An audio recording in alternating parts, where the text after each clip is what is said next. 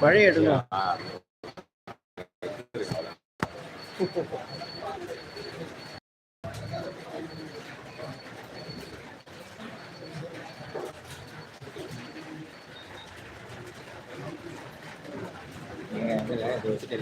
எல்லாம் மீட்டிங் பண்ணி கூட்டு போயிட்டு வந்தேன்.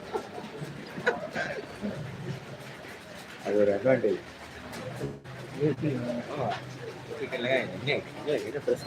நானும் ஒரு ஒரு வெப்சைட் ஒன்று போதும். ஆமா, பவர் ஆஃப் மீடியா.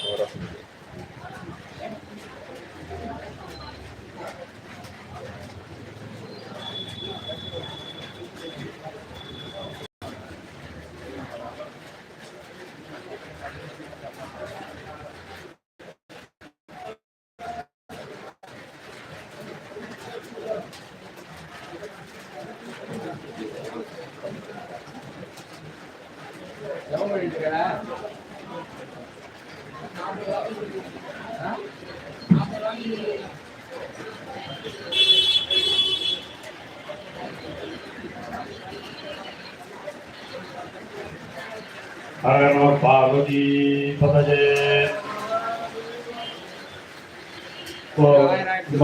யாகசால பூஜை ஆரம்பிக்க போறோம். ஒரு 15 நாள் முன்னாடி பாலாலயம் செய்து அத்திப்பலைகளை எல்லா சுவாமியும் ஆவானம் பண்ணி மேற்கொண்டு நவீகரணம், அதாவது சுத்தி பண்ணி ஆலயத்தை புதுப்பிக்கிறதுக்காக, ஏதாவது அந்த அக்கபந்தனம், ஒரு பெயிண்ட், இது மாதிரி எல்லாம் ஒரு லோபம் ஏற்பட்டிருக்குன்னா அதை புதுசு பண்றதுக்காக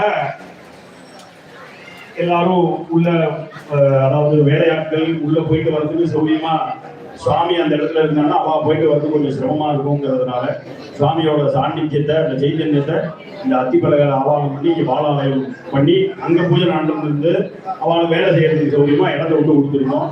இப்போ சரி பண்ணி கொடுத்துட்டா திரும்பி அந்த சுவாமியை உள்ள உட்கார வைக்கிறதுக்கு உண்டான காரியங்கள் இப்போலேருந்து ஆரம்பம்.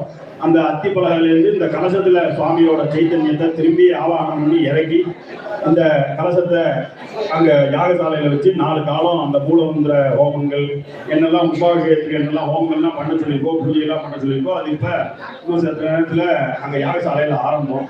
அதுக்கு முன்னாடி பூஜை பண்றதுக்கு உண்டான சுத்தியோட பூஜை பண்றவா இருக்கணும், அவங்களுக்கு சுத்தி ஏற்படணும் அப்படிங்கிறதுக்காக பவன பாவனம் அப்படின்னு சொல்றது இப்ப பண்ணினோம். பவன பாவனம் அப்படின்னா சில அந்த வைதிக மந்திரங்கள்ல வெளி சுத்தி, உள் சுத்தி, சரீர சுத்தி, ஆத்ம சுத்தி, அந்த கரண சுத்திலாம் ஏற்படணும். அதெல்லாம் சுத்தமா இருந்ததுன்னா நம்ம சொல்லக்கூடிய வார்த்தையிலும் ஒரு நெகட்டிவ் வார்த்தையா வராம ஒரு சுத்தமான வார்த்தையா, ஏன்னா சுவாமி கிட்ட போய் பூஜை பண்ணி அந்த சுவாமியோட சைத்தன்யத்தை ஏற்படுத்தி கொடுத்து வரவாவோட பக்தாவோட எல்லா காமனையும் அவளோட சங்கல்பம்லாம் பூர்த்தி ஆகணும். அப்படின்னா மூர்த்தி அங்க சாநித்தியத்தோட இருக்கணும். அந்த சாநித்தியத்தை தரக்கூடிய வைதிகா ஒரு நல்ல வார்த்தைகள் பேசக்கூடியவளாகவும் சுத்த மனசோடு இருக்கிறவங்களாம் இருக்கணுங்கிறதுக்காக இந்த பவன பாவனங்கிறது ரொம்ப முக்கியமா அது ஆரம்பத்தில் செய்ய வேண்டிய ஒரு விஷயம். அது நல்லபடியா முடிச்சிருக்கு. அடுத்தது இப்போ கலாகிருஷ்ணன் சொல்லக்கூடிய அந்த அத்திப்பலகையில ஆவானம் பண்ணியிருக்க தேவதையோட கலையை அந்த கலசத்துல இறக்கி அங்கே ஆவானம் பண்ணி அங்கே கொண்டு வருவா.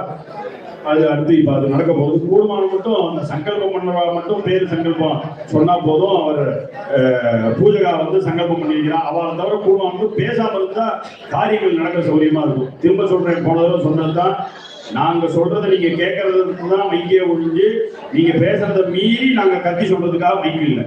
நாங்க சொல்றதை நீங்க கேட்கணுங்கிறதுக்கு தான் மைக்கு. நீங்க பேசுற சத்தத்தையும் மீறி நாங்க கஷ்டப்பட்டு தொண்டையை கிழிச்சிட்டுக்காம கத்துறதுக்காக மைக்கு இல்லை. அதனால சொல்றது தயவு பண்ணி காதை வாங்கிக்கோங்க, பேசுங்க. அவசியமான வார்த்தை மெல்லமா பேசுங்க. அவ சங்கல்பம் சொல்றது மட்டும் காதை விழுந்தா போதும். உங்களுக்கு எந்த இடத்துல இல்லாம காரியம் நடக்கிறது நீங்களாம் ஒத்துழைக்கணும். ஏன்னா இன்னும் இன்னைக்கே இருக்குன்னா நாளைக்கு எல்லாம் சமாளிக்க முடியுமா அப்படின்னு அவ பிரமிச்சு போகாத அளவுக்கு உங்களோட ஒத்துழைப்பு இருந்தால்தான் நல்லபடியா எல்லா காரியமும் நடக்கும். இது ஊர் கூடி தேர்ந்தெடுக்கிற ஒரு விஷயம். அதனால உங்களோட ஒத்துழைப்பு கண்டிப்பா அம்மாவோட அனுகிரகத்துல கிடைக்கும் அப்படின்னு சொல்லிட்டு நம்புறோம். அரணும் பார்வதி